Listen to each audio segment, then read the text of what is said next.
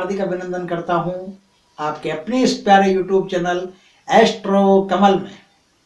मित्रों, गाजी जो है ना, गाजी ये एक तामसिक विद्या है और ये विद्या हिमालय के घाटी में जो लोग रहते हैं वो इस विद्या का सबसे ज़्यादा प्रयोग करते हैं। लेकिन अब जब हिमालय बहुत करीब आ गया है इंसान के, तो ये गाजी जो है वो भी बहुत करीब आ गई है। आजकल गाजी का प्रयोग कहीं भी हो सकता है और कैसे भी हो सकता है। गाजी जो होती है इसकी एक खासियत होती है, ये आदमी में 3 प्रकार से काम करती है और 3 स्टेज में काम करती है। कैसे कैसे काम करती है?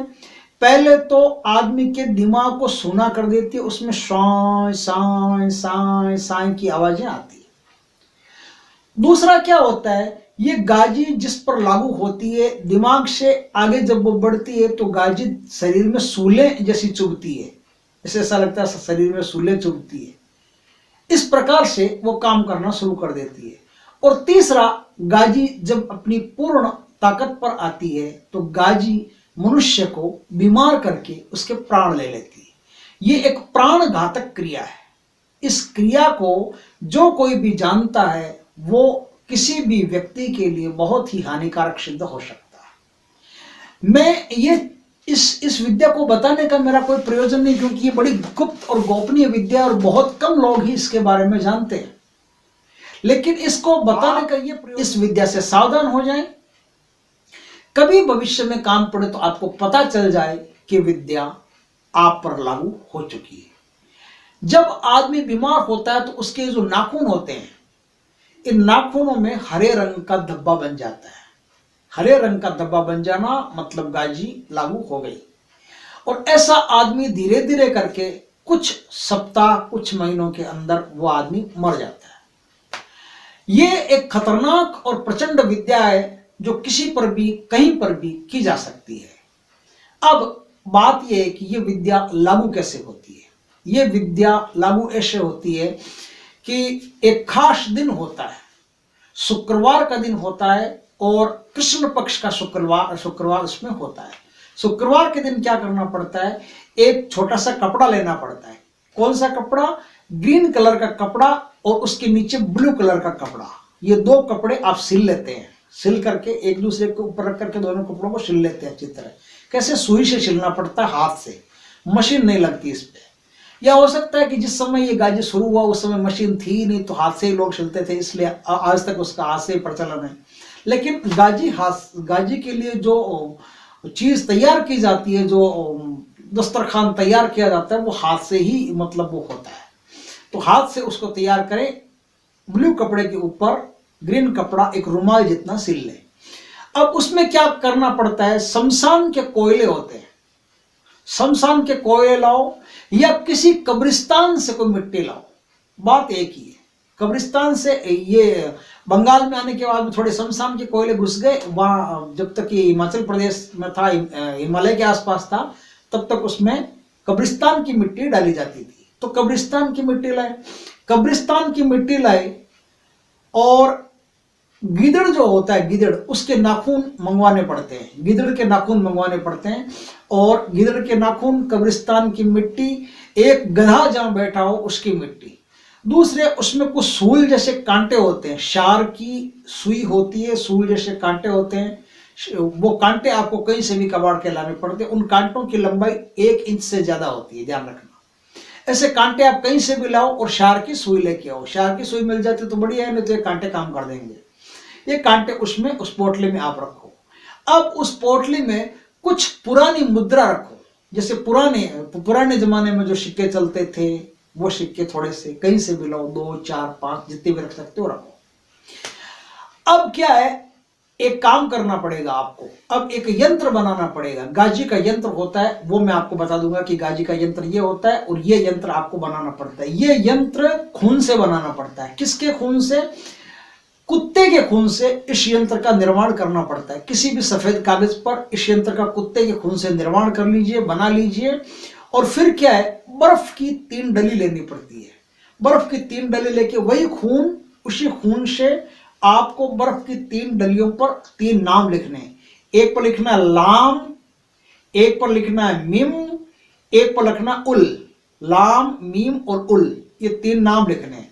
3 नाम लिखने के बाद में आपको एक छोटी डली और लेनी है जिस पर आपको जिस आदमी को बीमार करना या मारना है उसका नाम लिखना पड़ता है। नीचे एक लाइन खींच के उसके नीचे उसकी माँ का नाम लिखना पड़ता है। क्या? आदमी का नाम, फिर उसकी माँ का नाम।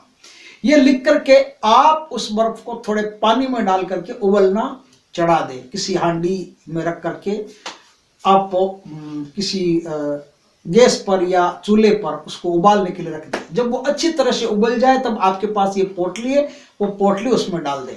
ये पोटली उसमें इधर डाली नहीं कि उस आदमी का काम शुरू हुआ नहीं। अब यहां से गाजी शुरू होती। एकदम आसान है गाजी, लेकिन गाजी एक शैतान है।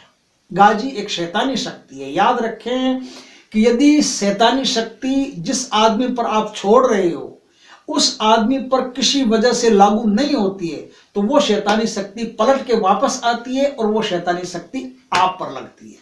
अब आपको अपनी सुरक्षा की पूरी व्यवस्था रखनी पड़ेगी, पूरा बंदोबस्त रखना पड़ेगा, नहीं तो वो गाजी आपका नुकसान कर जाएगी। इतनी खतरनाक गाजी जब आप चलाते हो तो इसकी एक विशेषता होती है कि आपके आसपास कोई भी कुछ बना हुआ हो, जैसे कोई बिल्डिंग बनी हुई हो, कोई मकान बना हुआ हो, तो उसका जो छज्जा होता है ना, छज्जा, वो छज्जा सबसे पहले ब्लास्ट करेगा, टूटेगा छज्जा, तो समझ लेना गाजी चल गई। जिस आदमी के नाम से गाजी चलाते हो वो आदमी गाजी के फेर में आके पूरी तरह से बर्बाद हो जाता है, कुछ भी करने के लायक नहीं रहता। ऐसा आदमी जब तक ठीक नहीं होता है जब तक आप उसे ठीक करना नहीं चाहते। क्या करना नहीं चाहते? कि जब तक उस हांडी में वो पानी है और उस पानी में वो सामग्री पड़ी है तब तक वो आदमी ठीक नहीं होता। अब उस पानी का करना क्या पड़ता है? वो पानी, जो बर्फ आपने डाला था, वो पानी पूरा पिघल गया और वो पानी ही उस आदमी की मौत का कारण बनता है।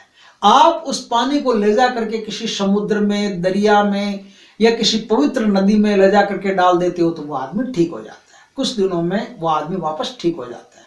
इस तरह से गाजी नाम की ये जो क्रिया है ये इंसान को पूरी तरह से बर्बाद करने के लिए पर्याप्त है, और जिस आदमी पर चल गई उसे परमात्मा ही बचा सकता है। तंत्रों से, मंत्रों से ऐसा आदमी बचता है, लेकिन उसके लिए बहुत बढ़िया जानकार हो तभी बचता है। हर किसी आदमी के बस में नहीं है कि गाजी से उसको बचा ले।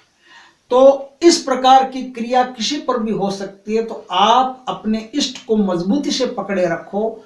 दुनिया की कोई ताकत आपका कुछ नहीं बिगाड़ सकती, कोई बुरी शक्ति आपका कुछ नहीं बिगाड़ सकती। गाजी जैसे काम करने वाले आज भी इस धरती पर बहुत सारे लोग मौजूद हैं जो दूसरों को हानि पहुंचाने में विश्वास रखते हैं।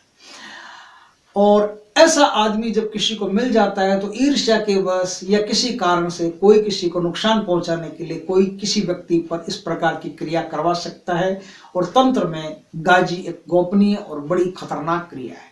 ध्यान रहे, ऐसी क्रिया किसी पर भी हो जाए तो उस आदमी को ज्यादा कुछ नहीं करना पड़ता। सिर्फ घर में जो मोर पंखी होती है उस मोर पंखी से दिन में 3 बार झाड़ना पड़ता है और अपने इष्ट को अच्छी तरह से याद रखना पड़ता है। क्योंकि गाजी की जो क्रिया होती है ये क्रिया जानवरों के रूप में उसके शरीर में पैदा होती है, और जानवरों के रूप में जब शरीर में पैदा होती है तो भगवान कृष्ण की जो मोर पंखी है ये मोर पंखी अंदर के सारे जानवरों को मार देती है। इसमें वैज्ञानिक भी शक्ति है और आध्यात्मिक भी शक्ति है। दोनों प्रकार की शक्ति आपकी मोर पंखी में है। भगवान कृष्ण का नाम लेकर के मोर पंखी से आप उसको दिन में 3 बार झाड़ते रहिए अच्छी तरह से। कोई भी क्रिया होगी ऐसी वो उतर जाएगी। गाजी जैसी कोई भी क्रिया होगी तो उतर जाएगी, आदमी बच जाएगा, उसको लाभ रहेगा। इस वीडियो को अधिक से अधिक शेयर करें ताकि लोगों को इस चीज का पता रहे कि आपके साथ क्या क्या हो सकता है और किस तरह से उससे बचना है। बताना हमारा काम नहीं, बचाना हमारा ध्येय है। आपके जीवन में कोई नुकसान नहीं हो इसलिए इन चीजों का हम निर्माण करते हैं और आपको ये सब जानकारियां देते हैं। ऐसे ही जानकारी भरे वीडियो के लिए आप हमारे चैनल को सब्सक्राइब कर लें, पास में जो बेल आइकॉन का बटन है वो दबा लें ताकि हमारे ज्ञानवर्धक और जानकारीपूर्ण वीडियो तुरंत आपके पास पहुंच सके। जय श्री कृष्ण मित्रों।